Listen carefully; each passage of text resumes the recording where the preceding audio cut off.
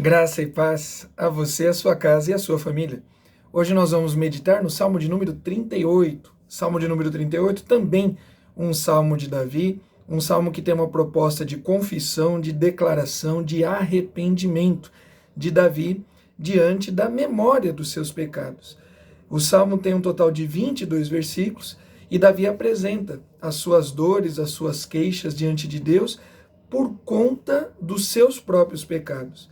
É fato que os pecados trazem consequências espirituais, que é o distanciamento, a separação da comunhão entre nós e o nosso Deus. O texto de Isaías, capítulo 59, declara sobre isso.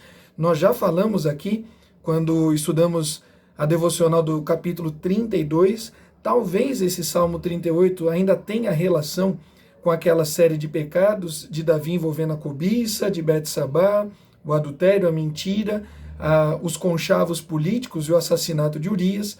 Talvez esse texto tenha relação com um dos últimos pecados relatados, pecados públicos relatados de Davi, quando Davi loucamente tenta contabilizar a quantidade dos seus soldados para saber o tamanho do seu poderio, ou talvez seja apenas o coração de um adorador penitente que conhece as suas falhas mais íntimas, porque Davi já havia declarado no Salmo 32, e nós veremos adiante no Salmo 51, que o seu pecado, a sua iniquidade, estava sempre adiante dele.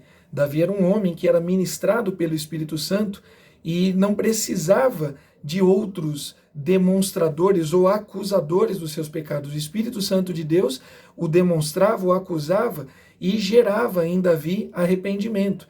E nós temos na situação de Natã, quando Davi se ocultou, se omitiu, e a ação do Espírito Santo, mesmo agindo nele, porque ele declara que o pecado dele estava dia e noite diante dos seus olhos, quando a ação do Espírito Santo não convenceu Davi ao ponto de Davi reagir, a ação do Espírito Santo no coração de Davi, melhor dizendo, a ação do Espírito Santo através da palavra profética cumpriu esse propósito e levou Davi ao arrependimento. E aqui nesse salmo nós temos, a partir do versículo 1, ele diz: não me repreendas, Senhor, na tua ira, nem me castigues no teu furor. Cravam-se em mim as tuas setas, e a tua mão recai sobre mim. Não há parte sã na minha carne por causa da tua indignação, não há saúde nos meus ossos por causa do meu pecado.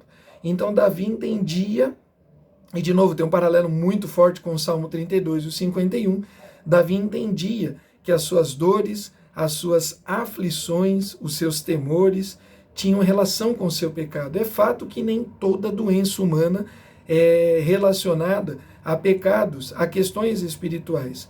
O nosso corpo é falho, o nosso corpo é limitado, nós viemos do pó, ao pó retornaremos, e as doenças fazem parte da nossa sociedade, das nossas práticas de vida, da nossa má alimentação, do nosso mau sono, fazem parte da falência, da fabilidade do nosso corpo. Nem toda doença é fruto necessariamente de pecados, mas há pecados que geram, além das questões espirituais, geram também doenças físicas. Lembremos que há momentos no Novo Testamento que Jesus simplesmente cura o coxo, o cego, cura uma determinada doença. Mas há momentos que Jesus primeiro expulsa um espírito de enfermidade e declara, no caso daquela mulher que estava encurvada e há tantos anos não poderia ver a luz do sol, Jesus declara que ela estava sendo aprisionada pelo inimigo. Então há as duas situações. Davi aqui declara que está vivendo um momento de temor, de angústia, porque estava em pecado. E o que fazer?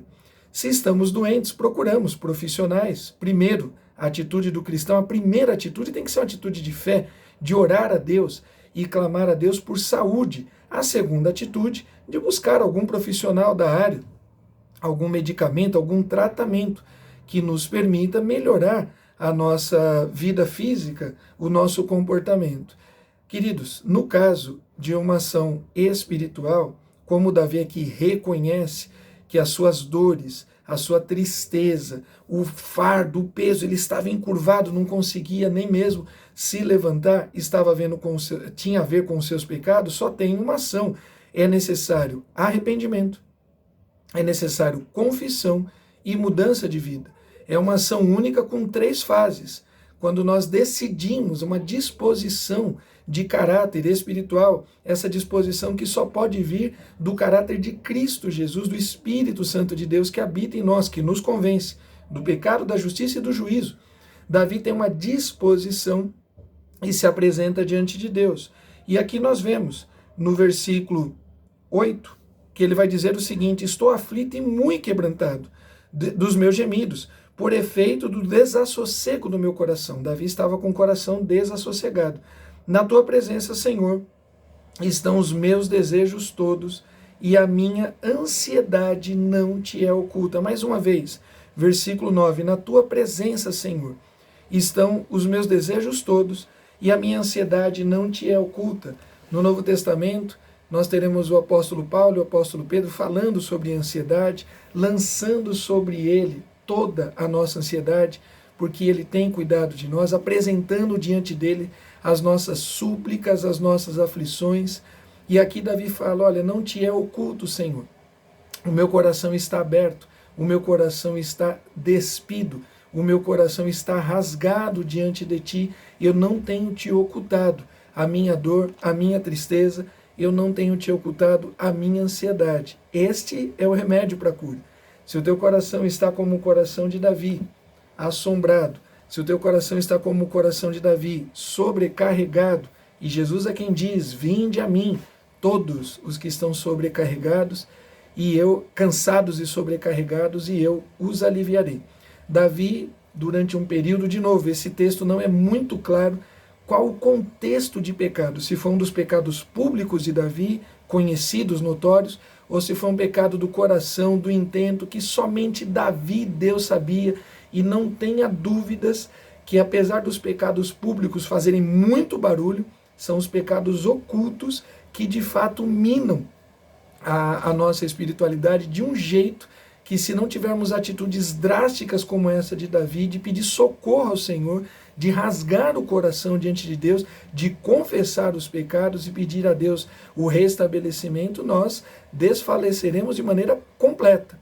Então, Davi tinha algo que estava machucando, e Davi reconhece que esse algo era fruto dos seus pecados, públicos ou ocultos, mas Davi leva diante de Deus todo o seu medo, toda a sua culpa, toda a sua ansiedade, ele apresenta diante de Deus, e diante de Deus nada é oculto, mas quando nós apresentamos em atitude de arrependimento, Deus vem e trata, Deus vem e perdoa, Deus vem e cura.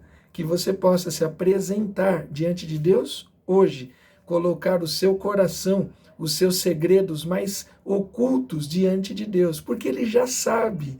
Para Deus não há nada oculto, não há nada misterioso, Ele já sabe. O que Ele está esperando é que eu e você confiemos nele, para que Ele trate, para que Ele perdoe, para que Ele nos trate, para que Ele nos cure em nome de Jesus. Então não perca tempo, apresente os segredos do teu coração, os teus medos, os teus temores, a tua angústia, a tua ansiedade, também os seus pecados, apresente diante de Deus, porque Ele está pronto para perdoar. Que Deus abençoe a você, a sua casa e a sua família, em nome de Jesus.